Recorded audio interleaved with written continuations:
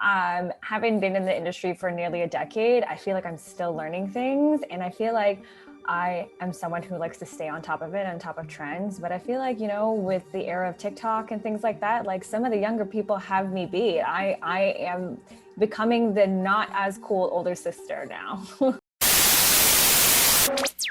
Hello and welcome back, lovely listeners. This is Have a Map by Dim Studios, and today I am your host, Phoebe Vanika, and with me there is the wonderful... Hi everyone, I'm Bella. Nice to meet you all. I'm originally from Thailand, and right now I'm currently in Vancouver, Canada. I'm part of DIM events, social media, and content creation teams. So I'm glad to be here. Wonderful. And our special guest today is someone very special and important and interesting, actually, in their line of work. I've been doing some research there. Would you like to go ahead? Yeah, hi everybody. Thanks for having me. I'm Irah Nor. I have about 10 years of experience in the marketing industry.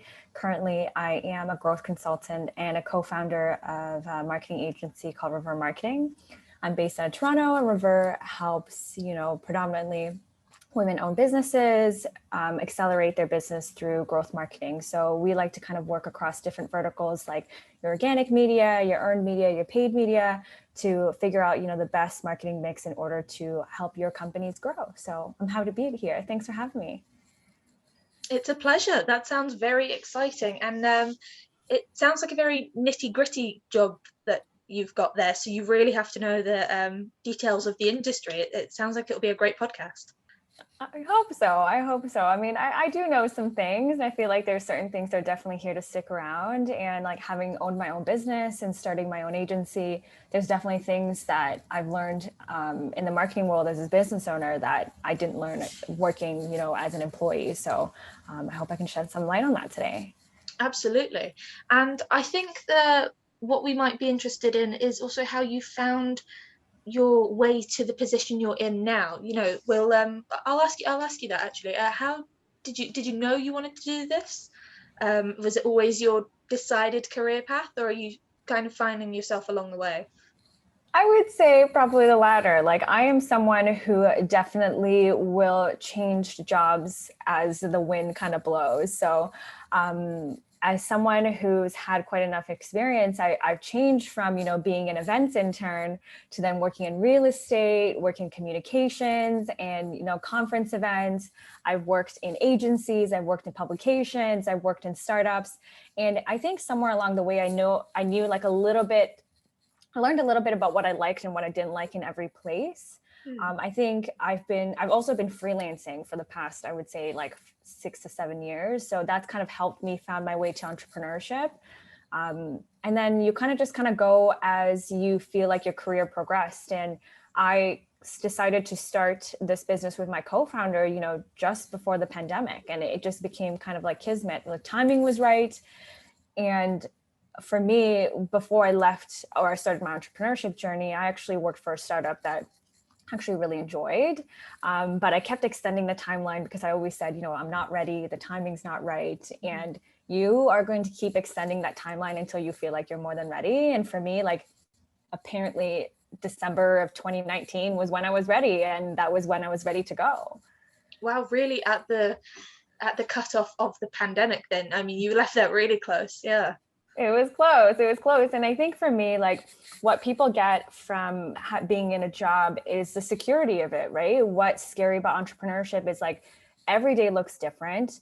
The paychecks look different. You don't have anybody or a boss telling you what to do. So you kind of have to fly 2 sheets to the wind and figure it all out on your own. I can honestly say I wouldn't trade that for anything at this point. I don't think I'll ever go back to working for a company. But I've learned so much in just a short time of, owning my business and work with so many different clients too, that I think it's just been so fruitful and valuable this whole journey. And I feel like I'm still learning. Wow, that's wonderful. So speaking of learning, let's just jump back again to education, school, high school, and then college again. And any training and experience you've had there, would you say that was helpful in finding your path, or just something you've you've tried along the way, and you've kind of left it. What's hilarious is so when I was at school, I mean, God knows how long ago that was, I was in an industry where, I don't know if this is the case for you, but my parents didn't really think that that was like a real job. So I took media and communication. So one of the rare people who like is in the industry or learns like advertising in the industry and actually goes on to go into marketing. So I did learn about marketing when I was doing my post-secondary education, but I actually started my career in journalism. So yeah. Wow. And somewhere along the way, my mind was like, you know what, maybe journalism is too competitive for me. I started to lose my passion for writing that I did, when I was in journalism. Like everybody who goes into journalism would say the same thing. They're like, you know what, writing is so fun. I'm so passionate about reporting about news and current events and social and political issues. And then when you get down to it and you see that you're making like sense for the pieces that you write, you're like, maybe this is not a good idea. So I did a little bit of a career pivot, similar to you, Bella. I changed my mind a little bit halfway through my post-secondary education and was like, okay, what can I do that's kind of adjacent to, writing and marketing seemed to be the perfect fit. And so I kind of transitioned to learn a little bit more about social media. I was interested in, different types of digital media and digital buying. And then from there, I was able to secure internships at the events department of my post-secondary education. So I kind of learned marketing by throwing myself into the wolves and doing interning similar to what Bella is doing. Learn more about social media and promoting events just by doing it. And then from there, a lot of it is just throwing myself in the wolves. I spend a lot of late nights Googling, a lot of researching how to do things, watching lots of YouTube videos. Like I would say a lot of it is self-taught, and others is just some really, really incredible mentors and bosses who are willing to take that chance on me and teach me certain things so that I could grow my skills. Oh, that's really interesting. So a lot of it you did research yourself. I mean, I know you've said you've thrown yourselves to the wolves a couple of times, but it was less about gut instinct there and more about really trying to find and figure out what was for you. A very logical approach, would you say? Industry changes so quickly that you always have to play catch up. Like I said, like it's not cool being the older sister anymore. Like you kind of just always have to be in it.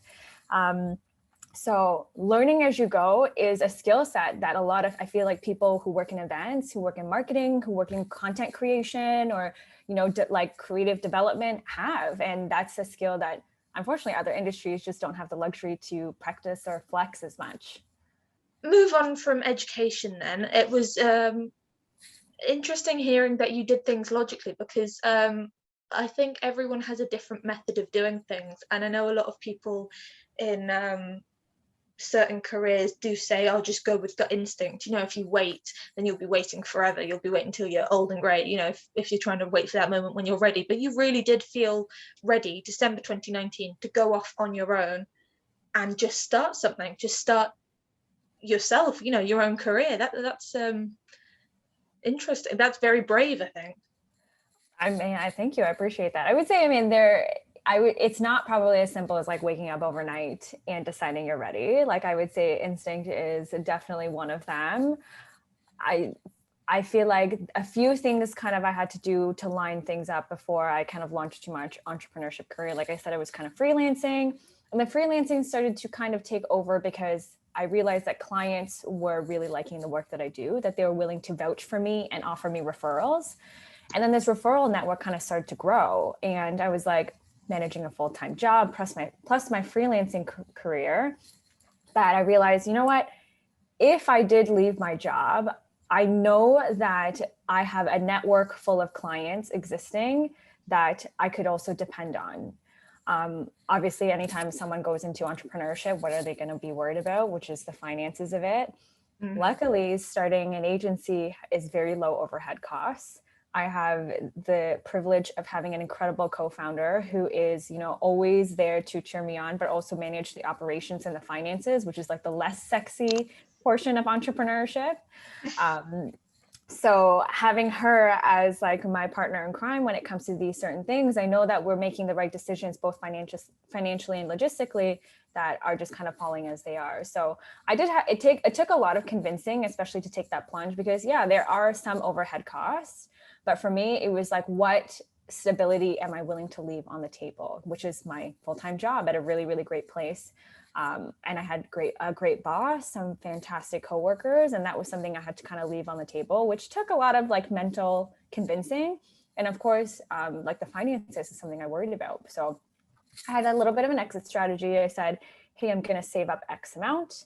I am going to work up the courage to tell this boss that I really, really loved that I have to leave. And then from there, I give myself a timeline. So I'm going to say, hey, December is a date, or January is a date, or February is a date. So I kind of had to hold myself accountable. And like I said, my amazing business partner really helped me with that. And I think all of those little things that you've just mentioned there are very valuable pearls of wisdom. Exactly what we were hoping to get from that older sibling, or from that older sister who's been around the block a few times. So your method was to really do your research, and know that it was the right path for you, and then wait for yourself when you were ready, find the right people that you were comfortable with to make that change, and give yourself deadlines and targets and really stick to that. I think that's really, really solid advice for anyone listening who might be wanting to go on their own journey now.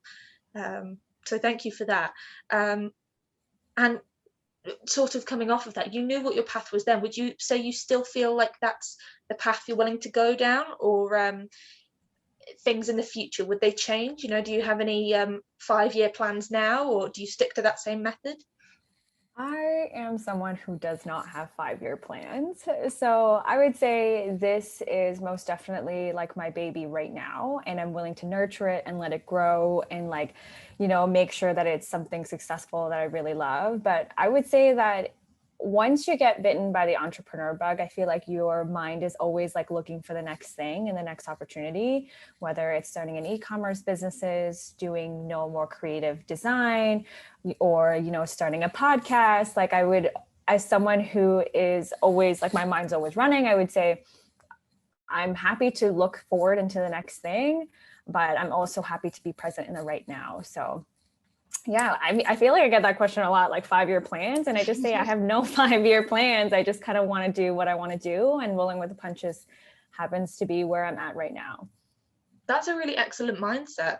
And I think you've mentioned there something that we'll come back to about having a kind of balance and rolling with the punches. But at what points did you feel like giving up? Really, like when you felt it was getting a bit difficult, and how would you say you managed to roll or get back up on your feet after that? Great question. I would say having your own business is not all sunshine and rainbows. Like I said, there's the less sexy stuff like operations and finances. I would say in the beginning of the business, I took quite a bit of a loss in terms of what I felt like I was worth being paid versus what I asked my clients to pay me, because I felt like I was in a position that I couldn't turn down any clients because I was worried about the finances. I think that was something where I started to get really bogged down by a lot of smaller clients who weren't well paying or did not see the value in paying me what I believed I was worth. So my time was kind of spread a little bit too thin. And I think when that stress of, making sure your clients are happy and making sure your business is, running smoothly, and also having difficulty not asking for help, that was like a really tough place to be in the beginning of your business. I think I learned now to trust people a little bit more. So hiring experts who are fantastic at what they do. I've learned to relinquish the need to always take things on and micromanaging specific things when it comes to clients. And I'm learning that quality really is better than quantity when it comes to clients. So I've learned to build and nurture the relationships that I have now who have gone beyond just clients. They're people who I want to partner with in the future and continue partnering with in the future, and they see the value in you. So I think when people are starting out in freelancing at any time, they think, I can't turn anything down. And people always think that, I have to have a competitive rate, because in the gig economy where you can get an Upworker for $5 an hour, but you want to be paid, $30 an hour for what you bring in value, it's really tough to reconcile what you can offer versus what someone cheaper can offer. And that's something I still struggle with quite a lot, So, and again, it's a huge market. You're always going to have tons of competition, but like, you got to back yourself. I hear that all the time, you got to back yourself. And that's really what I've learned to do, again, with the help of an amazing business partner, but with some incredible clients who really just see the value in what you offer them. That was a really excellent answer. And it was very interesting. Quality over quantity, you said. So the quality of who you're surrounding yourself with in your business, and who you're deciding to do business with, and who you're deciding to help and partner with possibly in the future, or take on as clients. You're always looking for that quality. So it's a symbiotic relationship, really, you're saying here.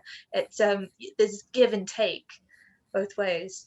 That's the perfect word for it. And for me, the businesses that we partner with, like, we love for them to be purpose driven as well. You know, we want to make sure that not just working styles align, but the morals and the beliefs or the values of the company also align with mine and my business partners. So we're not just taking anybody who needs a little bit of marketing help. We just want to make sure that the people that we work with also are value driven or purpose driven in what they put back into the economy, into the world, into their messaging. So making sure that it's more than just selling a product. You know, they want to sell their mission and vision. So we want to make sure that that's how we always partner with people who just are more aligned with us in that sense. Wonderful. And it's really creating an environment of safety and comfort around you and your business as well. Like, you can really, I can feel that already in this conversation. It's a very holistic attitude you've got towards it. You know, there's an old-fashioned kind of mindset where business is ruthless and cutthroat, but this feels a very different approach, but it's equally, or possibly more so, as successful for the longevity and for the long run, because you'll be taking care of each other. Would you say? Agree. And I think that we're in a place where, I mean, despite the pandemic, people don't want to be sold things. You know, they want to be able to connect with a company. They want to be able to align themselves with, you know, other purpose-driven companies. And if they are purchasing something, people are intentional about it. This is the same with partnerships that you create when you're freelancing, or when you're, you know, looking for an employer. You want to be making sure that this company is going to reciprocally give you something that you're looking for, not just a paycheck. Then you want to make sure that there's great benefits, there's opportunities for mentorship, there's, you know, lateral movements. And I think this is something a little bit different in entrepreneurship that you might find, is that you're looking for partners who would vouch for you, essentially, and say that you're great at what you do, and tell other people about it, and are excited to tell other people about it. You said symbiosis. 100%. That's exactly how our partners are right now. And we've worked with some like enterprise level companies who, you know, they're happy to pay you for the work that they do so that they can be hands off. But the companies that, you know, are smaller, the small and mid-sized businesses or the mom and pop shops really, really value you in a different way. They just really appreciate the work that you've done for them. And they're willing to, like I said, vouch for you. Absolutely. And I think more and more people are realizing all over the world as well how important it is to take care of the local businesses and places. And like you said, the mum and pop shop, that sounds funny by accent. But as you say, the smaller places that are around the corner, I noticed that on my high street all the time. You've got the little places that are closing down and really need to be taken care of as a business by the customers and the people they're doing business with as well. Because obviously this isn't the kind of world where, like, I don't want to get too political about it, but the larger schemes of corporations just isn't working for the everyday people, and, you know, everyday businesses as well, trying to get your foot in the door as an entrepreneur, as you were saying, as someone who's just starting off in that world. It is hard to justify your own prices, and it is difficult to choose the quality over quantity when you're starting off that young. So going back to that then, what advice would you give yourself who was in that I'll start that again. What advice would you give yourself if you could go back and talk to yourself when you were in that position, or maybe 5 years ago, say 5-10 years ago, when you first started off? Yeah, I would say I would tell a young Irah to do her research. You know, I would say go and look out, not in the gig economy, not in the Upwork space, but really go out and do your research about what other freelancers are pricing themselves at. And also, I think in when I was younger, I felt like I needed to put all my eggs in different baskets, not in just one basket. I needed to learn anything and everything because I felt like I needed to be good at everything. Now I've streamlined to make my focus, into digital marketing and paid media in particular, but also growing e-commerce businesses. So I have a niche, so I would encourage people to figure out what your niche is, figure out what people are pricing within your niche, and then make sure that you don't sell yourself short. I'll say, like I said, you have to back yourself. Once you start building your portfolio, people are willing to vouch for you. So ask for referrals, ask for reviews, and be shameless about it too. Like if you're doing great work and the client is impressed, be like, hey, can you leave me a review on my Google, my business, or can you leave me a review on my Facebook or my LinkedIn? Because you want to make sure that, you're doing great work and you want other people to see it. So your clients should be more than happy to do that. Absolutely. Very interesting. It feels like a very fail-safe way to go about your business strategy, doing your research behind not just your business, because that could be flawless, but behind yourself as well, really having the confidence to go into the world and say, no, this is my value. This is what my output is. And I know what I deserve. Yeah, I think that's a very valuable message in life that you've given anyone listening right now as well. Certainly me. Thanks. And I think something that I probably missed out is focus on relationship building. So like I said, people don't just want to be sold off the cuff. They know that they have a myriad of freelancers, agencies, creatives that they're able to choose from. Build a relationship with the people that you are wanting to work with, because inevitably it will come. If you're looking for an opportunity to work with a client, it will come, but you need to focus on building that relationship, nurturing that relationship, and making sure that, again, the relationships that you're building, they are vouching for you. Something that I didn't know because I was terrified of was networking. And because I was not ready to put myself out there, I lacked the self-confidence to do it. Sometimes networking or looking for mentorship or just mentors in general within the industry can really help foster the connections that you're looking for with the clients that you want to work with. So I definitely encourage you to do that.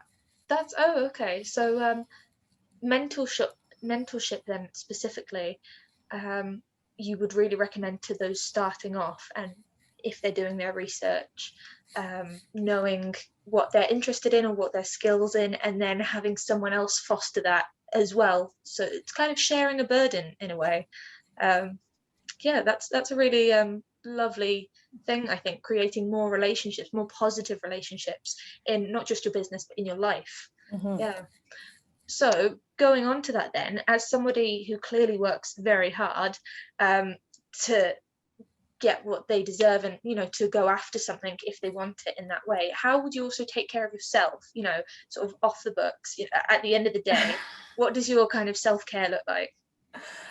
I'll be honest and I say sometimes it's very poor. I would say that it's tough because when you feel like you put your phone down or you put your computer away, your brain doesn't stop working. Like you can't help it. You can't help it at all. And I've had to learn to completely disconnect myself sometimes where unfortunately working in digital marketing, like I almost have zero joy in scrolling through my Instagram or my TikTok anymore. Like that's not fun for me because it reminds me of work. So I've learned to be completely screenless at times. Like if it means swapping my phone out for a book or doing taking a bath, going for a walk, just being completely screenless has helped me at least recharge. Vacation time, I would say it's almost rare that I take vacation time through long stretches of a time because I'm terrified that, hey, if I'm taking too much time off, what are my clients going to think? Am I going to come back to a million emails? I think this is something that you just kind of have to force yourself to do. It's not perfect. I'm still working on it, but I'm trying. And it's also tempting because when Netflix has a million new shows and you want to watch on your computer, I can't say no. Hey, everyone's been there. Everyone's binged. Everyone's had that late night panic. I don't know about you, but do you find that when that does happen and you see that Netflix has got all these new shows and movies and it's so exciting and you think, okay, I'm going to start at a nice early time, say 8 o'clock in the evening or maybe after dinner, whatever you're having for tea. And then by the time you've settled on something to watch, by the time you've decided, you're exhausted and you want to go to bed anyway. I mean, yeah, you spent more time scrolling through an app, which, you know, like you could have done your phone, or you could have done, I feel like I could have spent this so much more productive time besides scrolling through Netflix or Prime Video or whatever, than I could have actually watched the movie. I could have finished the movie by then. Exactly. Yeah. Yeah. But there we go. That's another first world problems, really. That's a very niche problem that we're privileged enough to have. But going back to you and your life, so you would say you struggle with the work-life balance at the minute, at least. I think a lot of people in the industry who are high functioning, I feel like probably have a really hard time shutting off. I would say sometimes you've been conditioned within, you know, marketing or events to always be go, go, go. So downtime feels a little bit like a guilty pleasure, you know, like you're like, you know, I could take time off, or I could do some social media engagement and like a few posts.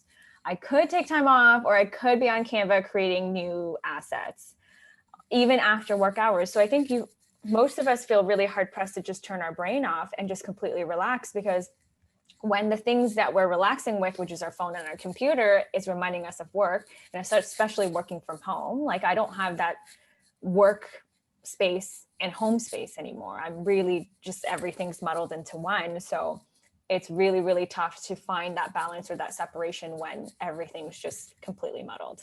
Of course, yeah. And I think a lot of people, entrepreneur or not, you know, worker or worker bee, queen bee, whoever you might be, is really struggling to find that time to divide the work and home, and the social and then the not so social. And I think that's going to be a new problem going into this new decade even, because taking COVID into account, how is everything going to be working? We just don't know. So I think it should really be something that everyone focuses on there, like, you know, like a group project across the working world to really take care of ourselves now, and make sure we have that divide of time. Would you agree, or would you say that actually this works for you? You know, I know you get a lot of work done as well, but would you say you prefer it like this?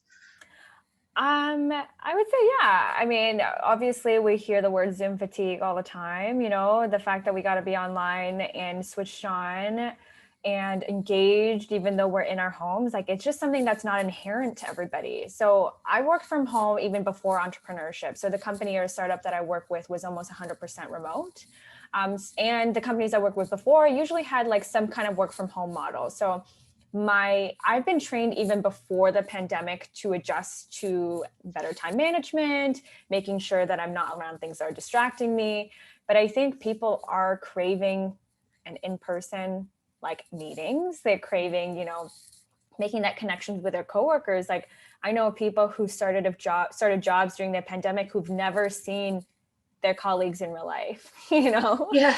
And it's like when you meet them in person, whenever that will be, hopefully soon, what have I said enough? Like, do they know enough about the person? Like that water cooler chat in the workplace is kind of important. So even in work from home, and, you know, I have a couple of part-time workers that I work with, like I do try to not always make it work all the time so that I actually get to know them as people, but they know me as people. So I don't know. I would say that people love it. I could not go into an office every day. I don't think that's just not me, but I do hope that the people who are able to go in the office are able to foster the relationships in the workplace that they want to. Yeah, I think that's important, the water cooler time and getting to know each other as people. Because in a way, I think it's something that prevents a kind of burnout. Just having that human interaction in that downtime, because it does teach you to just switch off, and go from work mode to gossip mode, or excited to plan a Christmas party kind of mode. Right. You know, that's the difference, I think, for your brain, and having that space, even if it is still in a working office.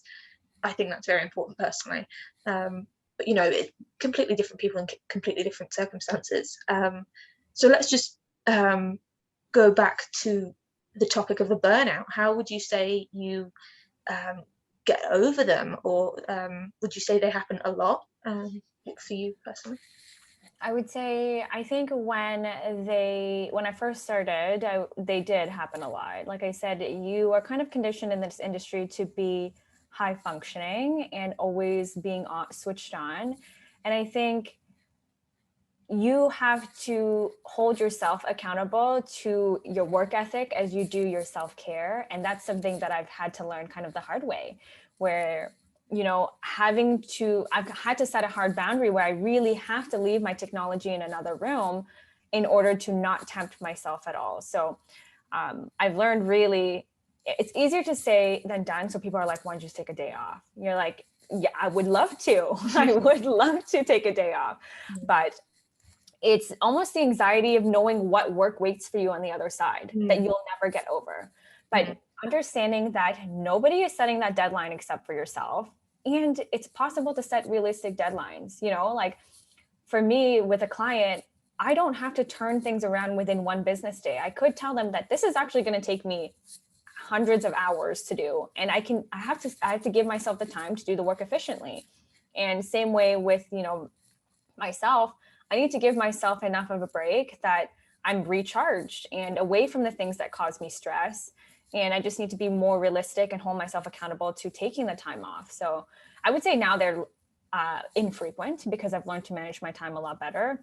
That quality versus quantity thing has saved my ass time and time again, Okay, yeah, we're going back to that. Yeah. And I would say, like their clients, obviously, who have very different working relationships with, trust is something I really value with clients. I need them to trust me as much as I trust them.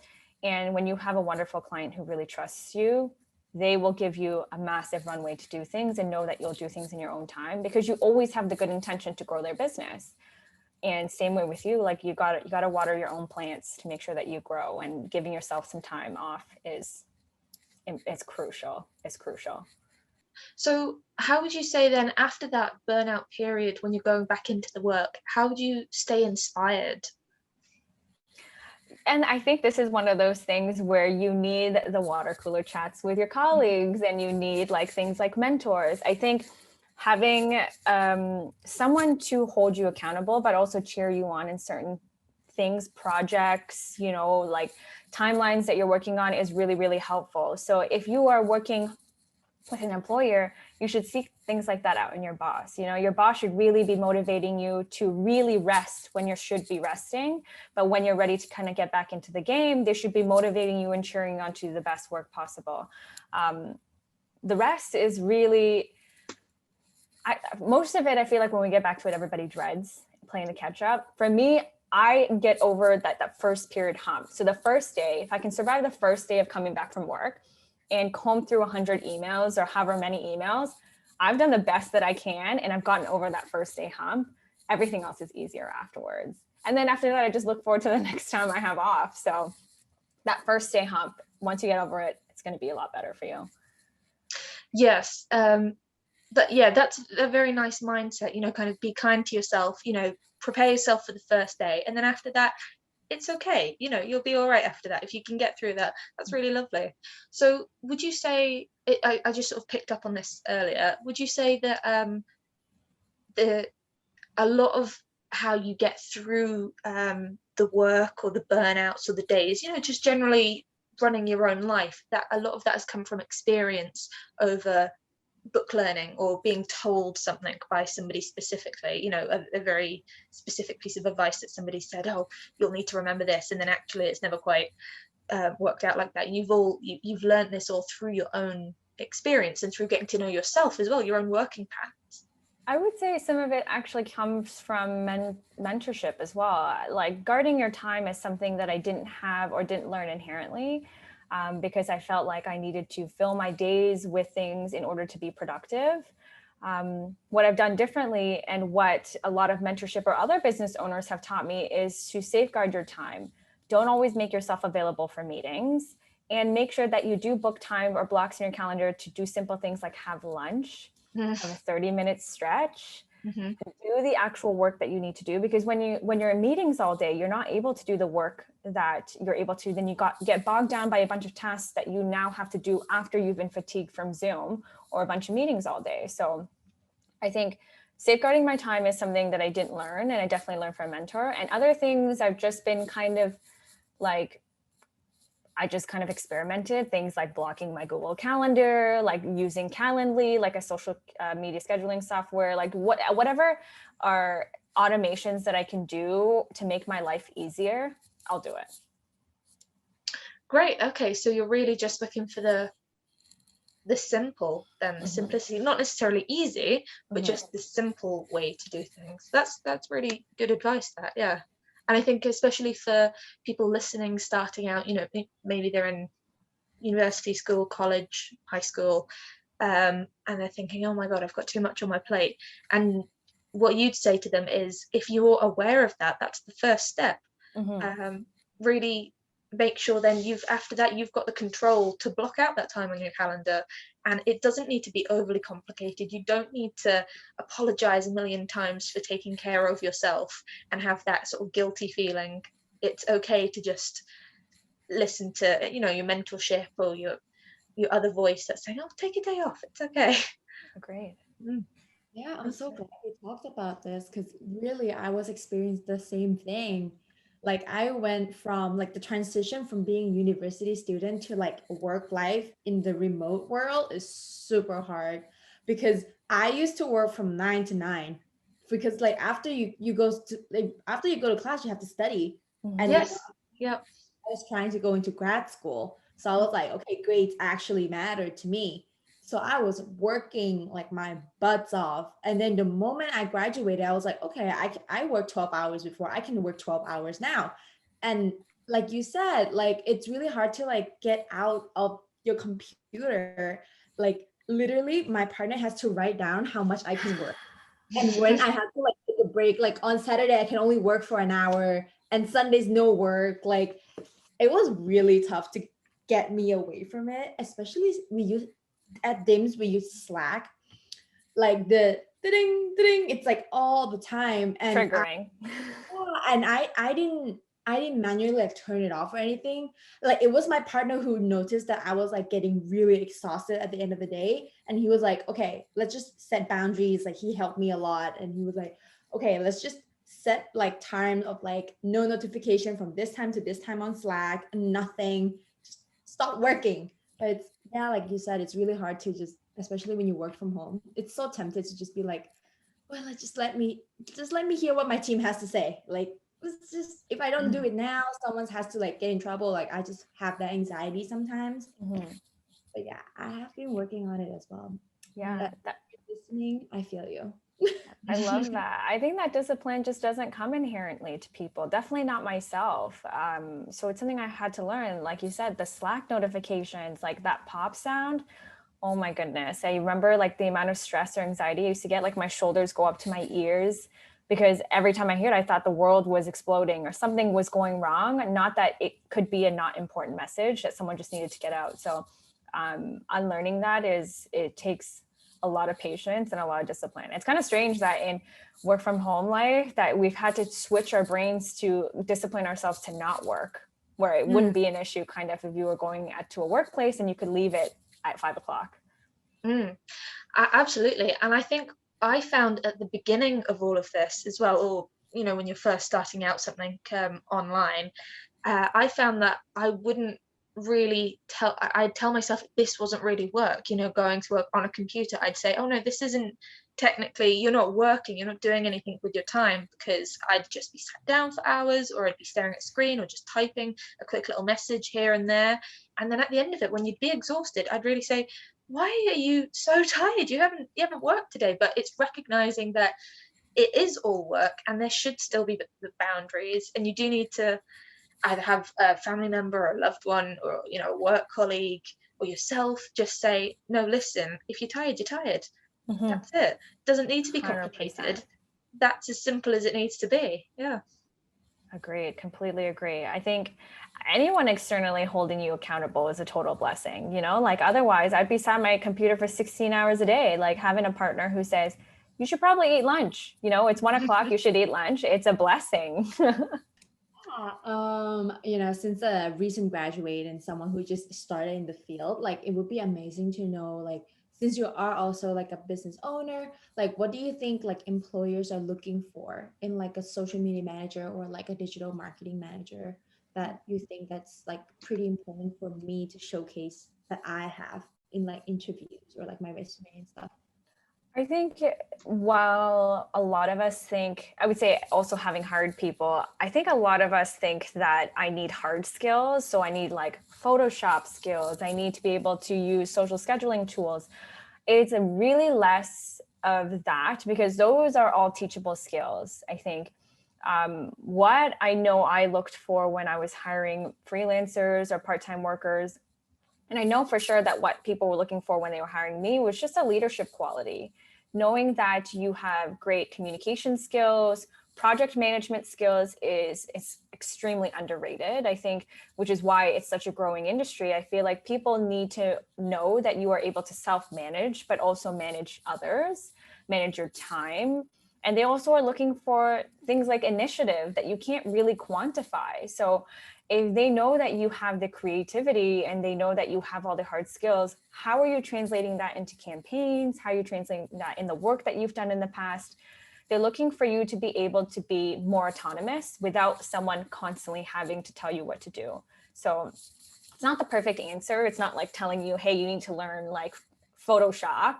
But if you can show that you have proof of the work that you've done, you've led a ton of dozens of different projects, you are self-managed and autonomous, it's almost easier to kind of get through the door and relate to a manager a lot more who doesn't feel like it's a lot of commitment to onboard you as well. A free thinking individual. That's very different to how it would have been 50, even 20, 10 years ago, you know, when they were looking for office drones. It's completely on its head now. That's very, very different. So how would you say the best way to present that in a CV? Say you don't really have the chance to go in and talk in person or have a phone call, you're doing that initial application to a company that seems really dynamic and interesting, big or small, and you want your voice to be heard there. And the only way to get across to them is, you know, by sending in your CV. Have you got any advice for how you can also seem exciting and dynamic and like a great fit? I think like you answered most of my questions, to be honest with you. Like I would love to know more about like, you know, how much designing do you actually do as like a digital marketer? Because sometimes like in different, like for example, like from my experience, it's just for DIMS, I do a lot of design, but for my another internships, I don't do as much. It's more like strategic and like content work, but more like when it comes to social media, it's just like other departments just kind of feed you stuff and you just post it. Yeah, like, I'm wondering like your experience in I'm going to say my opinion is probably skewed from the workplaces that I've been in, where I've had the luxury to not have to design the content. I've only had I've had teams that I could rely on. I know for social media managers who are freelancing, they wear a lot of hats. So, and I think that's still something that a lot of employers are looking for. You may not always exercise that skill, but they think it's important enough for you to have that. If your design team or your graphic designers don't have the capacity or the bandwidth to do the graphic, that you can kind of do it themselves. I think now in these days, you kind of are expected to do it all, which is unrealistic, but unfortunately that just happens to be the case. Yeah, for sure. I have experienced different things like that. And for me, I love graphic design, so I'm not really like complaining. I love that. That's like part of my hobby and just a way to be creative.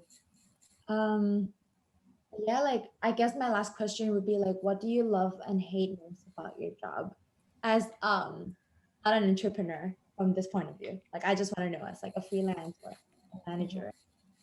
What I really do love is being able to partner with so many unique businesses and learning everybody's stories, because I think inevitably everybody will come to entrepreneurship on their own, and being able to hear about everybody's different stories and how there's kind of synergy and how I can help them and they can help me is something that I will never take for granted. Something I don't love, I would say, is this is a logistical thing. This is meetings. I hate meetings. I'm definitely someone who, if you can ping me a Slack message or send me an email, please do, and just be very explicit what you need.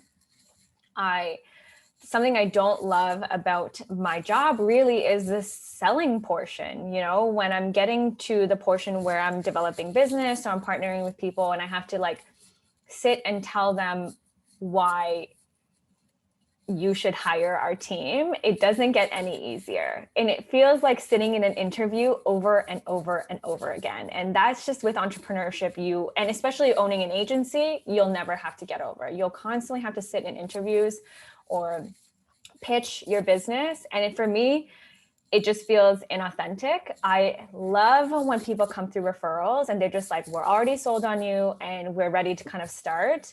But the pitching just never gets easier for me. It always feels very uncomfortable. Again, I have an incredible business partner who summarizes our company so well and is so great at business development that it makes my job easier, because I'm happy to do the work. I just don't want to do the selling. That's super fair. I feel so awkward telling people why I'm good. So it doesn't get any easier. It doesn't. I think some people are really good at elevator pitching themselves. For me, it just doesn't come inherently. I think I love sitting and having conversations with people and learning about things like through natural conversation and authentically. But when I have to summarize myself in like 3 sentences, I've rehearsed what I said in the beginning of this podcast a million times over. It never changes. It never changes. I say, I'm Irah Nor, I've got 10 years in the industry. I'm now co-founder, and then I go into a spiel. It never changes because I've had to program my brain to be comfortable with saying these words. So it doesn't get easier though. I'm glad to hear that it's not just like the newbies like me who's having trouble. Like everyone was just like, oh, you should be so good at interviews and stuff like that. Cause I talk a lot and I'm like very like friendly. And then I'm like, I'm really nervous if like the interviewer are not as friendly as I am, or like more like down to earth. I get really, really nervous. I completely agree. But that's what we were talking about earlier in the conversation. If we were to just sum up anything, saying how it's so important to choose who's around you and having that energy to bounce off of, and that's what helps you grow. So I think that's a really important takeaway here. And the fact that it's okay to feel lost, and no one starts exactly where they want to, exactly where they want to end up. But along the way, if you do your research and if you're the type of person to be logical, like yourself, then everything should work out, and it will work out in the end, you know, if you just persevere and make sure you also have a nice work-life balance. That we still need to work on, I think. Yeah, wow, Phoebe, you made it sound so easy summarizing it. This is nothing on me. I can do this. The whole 1 hour conversation. Summarize it so great, Phoebe. Good job. Thanks. Yeah, I was trying there. I was trying my best.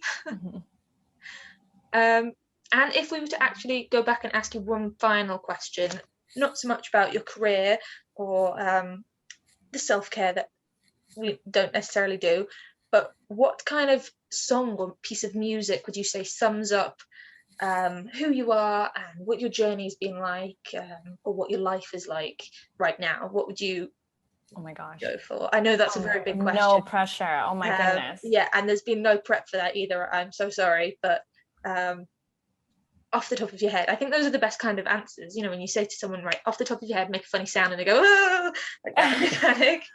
Off the top of your head, that's straight from the soul. That. Oh my gosh, I have no clue. I feel like I can't say one thing right now, because if you knew my brain, like my brain is really eclectic. And if you've seen my Spotify playlist, like I will go from One Direction to Nelly to, you know, Chance the Rapper to like, it's all in there. Like it's even like there's even country music in there. So I think the fact that my Spotify playlist is eclectic actually speaks to me a lot as a person, because I can never pinpoint like the one thing. I can't pinpoint it. I'm exactly the same. I completely know what you're what you mean by that, because you think, right, this morning I'm going to go for something calm, I'm going to, if you're putting music on as you're getting ready for the day, and then all of a sudden it's Eminem or something. It's like DMX. This is the vibe that I'm feeling. This is what I meant when I said calm to myself. And you never know what's going to happen. So okay, we'll take eclectic then. What a good question. Well, it would be if we'd given you any prep time, I think. But it's not very fair on the spot. What about musicals? Does anyone ever listen to them? I used to listen to Greatest Showman for some reason a lot. I don't know that whether was big everywhere, wasn't it? That was on the radio and everything. Yeah, good tunes on there. Very powerful. Yeah. And then obviously Mamma Mia, if you want you want to hype up. I like that brief moment in time where you'd get Frozen or certain Disney songs on the radio. That was really rare. I don't know how often that would happen. Agreed. I'm glad we've passed that. I think that I'm done with that soundtrack.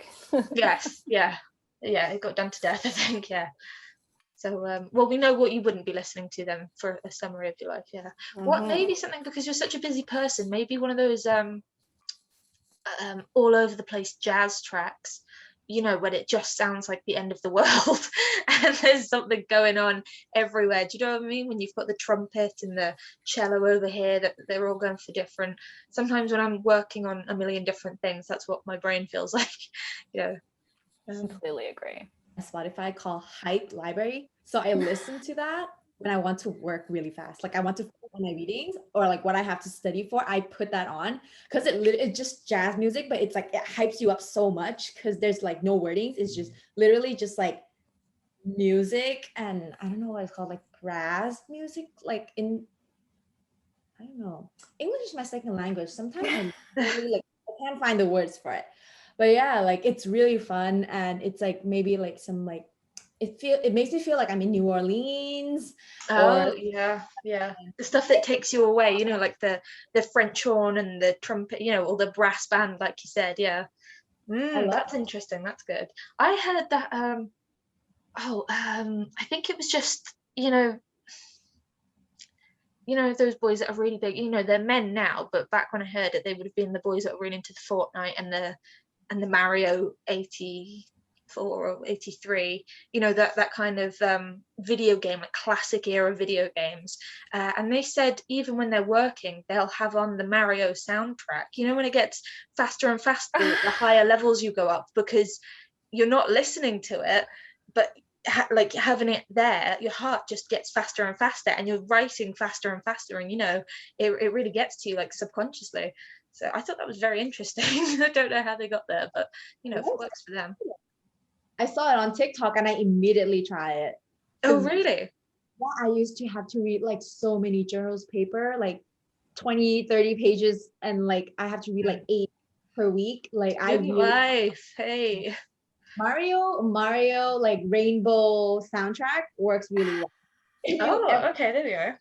Something it works so well. Love it. Like it'd have the opposite effect for me. I'd feel like, no, I just like want to play, Mario Kart. Yeah. I think I'd get fed up. I'd turn into my mother. I'd say, no, silence. I need silence right now. I can't do it. That's when you really know you're getting old. True. When you don't want loud music anymore. I'm definitely getting to that age. Loud Mario 84 Rainbow soundtrack, I think that would set me on edge. Maybe just after a coffee as well. I can definitely see myself turning old after that. Grey hairs and everything just in that moment. Yeah. But anyway, that was our final question. To summarize, I mean, we've kind of answered for you, even though that wasn't very helpful for your life, but you've gone with that was great. And that is about it from today's episode of Have a Map. Thank you very much for tuning in, everyone. We've got lots more exciting episodes coming up, so make sure you stay tuned. And that's it from me, your host, Phoebe Vanika, Bella Tansuwan, and Irah Nor.